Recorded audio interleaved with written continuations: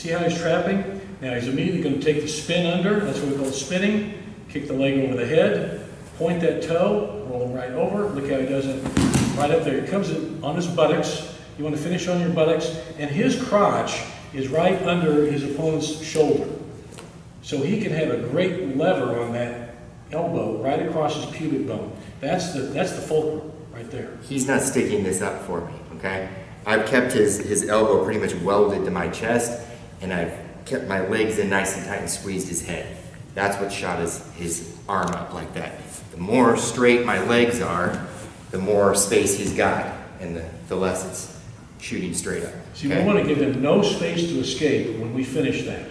So he wants to finish his leg press right on him, just like Derek's doing, so he can, and see how he trapped and brought it back and just run it right out.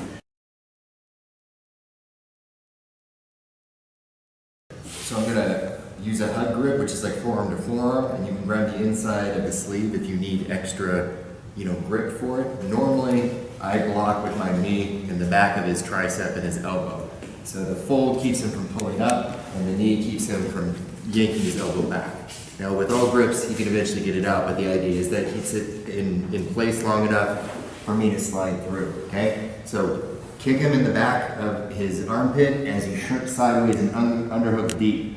If you can wave at yourself, you're deep enough, okay?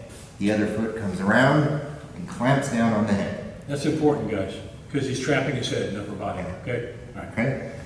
As I lift this hand up, I'm going to place this foot on the mat, okay? So don't hip up immediately trying to flip them over. Just stomp your foot down and lift your hand up. That gets you up nice and easy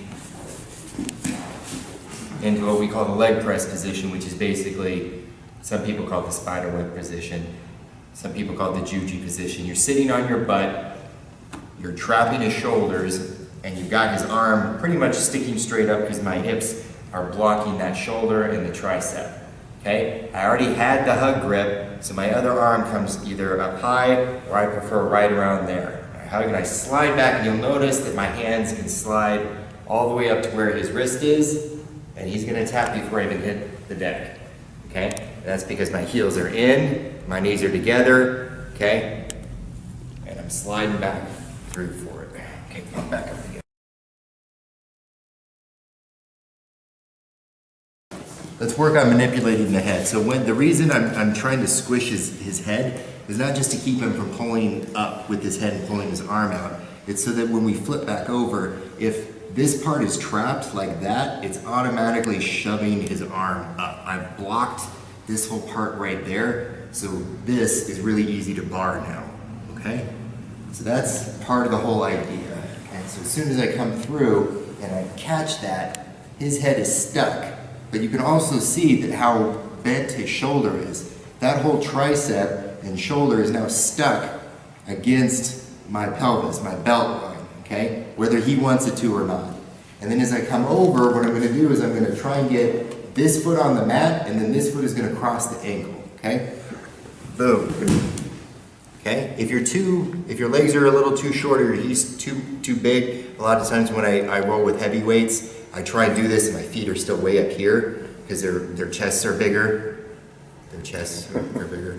So if you can't, you just bring the foot that's on his head down to the mat and then bring it in. No matter what, nobody's head is too big that you can't do that. See what he's doing, everybody? This is a key thing that it will help you. These are just small points that make the big thing happen.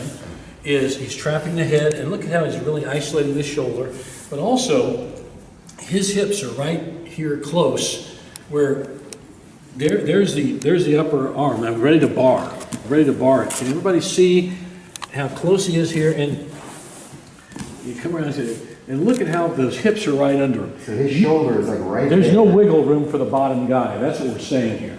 You don't want, his defense is to turn in and escape. This prevents him from doing that from the get-go. We don't want him to get out. I want to arm lock him.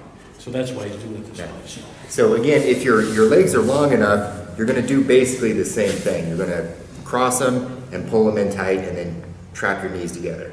If you can't get that because your feet are up here, unwind, bring his head in, and then cut this one across on the other shoulder, okay? Hug your upper arms.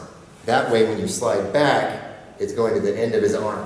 What I'm seeing a lot is guys are going like down here, where they're keeping their arms like this. And what you don't want is any sort of space in between the arm and your body, because then when I sit back, it's all arm versus arm. Yeah, I've got two hands, but who knows, he might be on some horse tranquilizers or something and he can curl my whole body weight, okay? I don't ever want to make this a tug of war battle. I want my entire back and legs against one of his arms. See how Derek's using his whole body to lever and arch his arm out and crank it? That's what he wants, and that's just good biomechanics, and that's what you want to use against him. And this is why this really works. That's why Juji Gatame is so darn effective. All these little points we're trying to show you guys, these are the science of it, and how well you apply it is the art of it.